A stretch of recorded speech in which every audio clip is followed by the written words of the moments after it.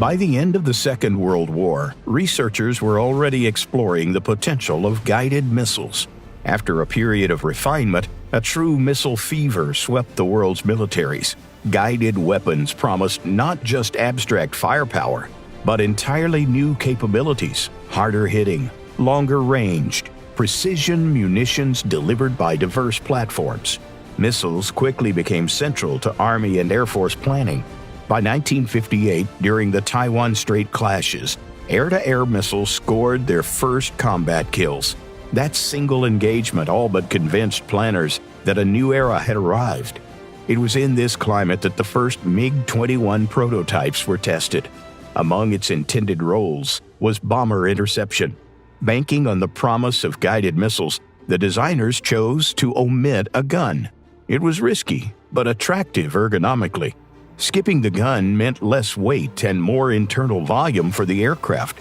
The envisioned use was simple: take off, fire a missile, return to base. The MiG-21's primary weapons were to be AAMs with infrared and command guidance. With a radar planned for the nose, there was little room left for a cannon anyway. Although a gun was considered early on, the test aircraft flew without one. The Commission praised the advantages of missiles and approved series production of the gunless MiG-21PF. Engineers across the ocean reached similar conclusions. McDonnell Douglas's F-4 Phantom II was likewise built around missile efficacy. Conceived as a high-speed interceptor, it was meant to become a perfect air superiority machine. It also meant that the plane was to carry the most modern, longest-ranged weapons and leave the gun on the ground.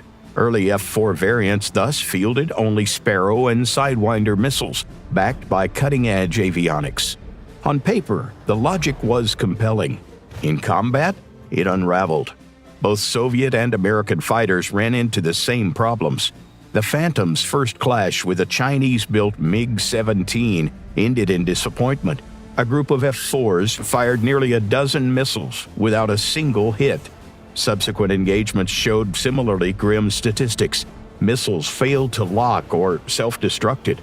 Fighters that still carried guns often prevailed, not so much because guns were better, but because they preserved tactical flexibility for the pilot. The lesson landed quickly.